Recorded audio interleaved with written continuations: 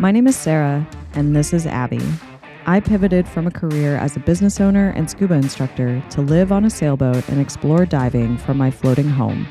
On this channel, you'll get scuba lessons, dive site explorations, boat repairs, and sailing adventures. Connect with the community and dive with me on one of my upcoming expeditions.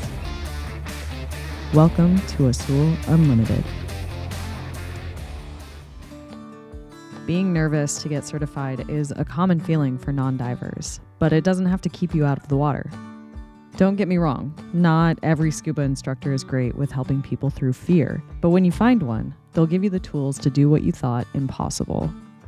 In case you need some encouragement, here's some reasons why scuba diving isn't as scary as it might seem. Scuba diving is regulated and standardized worldwide. Training agencies have strict safety protocols that focus on prevention and risk management. So if you go to a reputable shop, they should be following those standards. Your beginner course will always start in pool-like conditions before you move to open water. You as a diver will be trained to handle problems so they don't become emergencies. Skills such as mask clearing, regulator recovery, and controlled ascents are practiced repeatedly during the open water course. Each skill builds on the previous one, so complexity only gets introduced once you're comfortable with the previous step. You're never alone. The buddy system means someone is always watching out for you and ready to assist if needed. Modern dive equipment is extremely reliable and built with redundancy. Most dive plans are conservative and well within recognized safety limits. Computers track your dive in real time to help prevent decompression sickness. Serious incidents are actually rare. When divers stay within their training, maintain their equipment, and follow basic guidelines, scuba has a strong safety record. Most accidents are actually related to pre-existing health issues rather than scuba itself. Preparation is part of the culture. Dive planning, safety checks, and clear communication are encouraged as standard practice before every dive. Emergency support systems exist worldwide. Organizations like Divers Alert Network provide medical information, evacuation support, and insurance. Competence reduces fear and leads to confidence. New divers report that once they are comfortable with the gear and finish appropriate training, the fear fades and curiosity for the underwater world takes over. I truly believe that if you dive enough and are honest with yourself, you will experience fear at some point in your diving career. I was reminded of this during my last Baja dive expedition.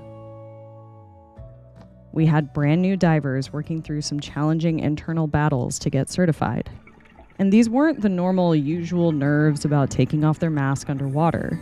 There were deeper struggles at play. Scuba diving is weird. It's the chillest, contemplative, extreme sport out there. So typically, when you're getting challenged, it's just you and your mind. Unless you're diving in extreme conditions, you won't have the intensity of your environment to distract you from being afraid. I covered some practical techniques for managing stress in the body in a previous video, so I've linked that in the description below if you need support in that area.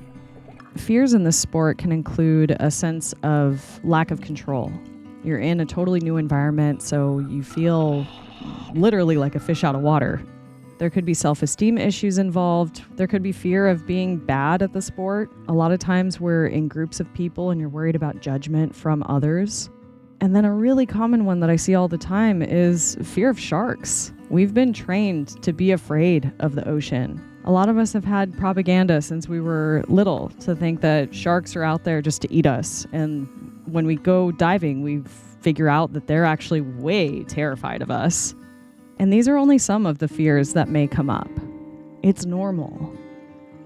My plea to the diving community is to leave your ego in your bed the morning of a dive. I want to hear people be honest with each other. I want to hear people share how they really feel.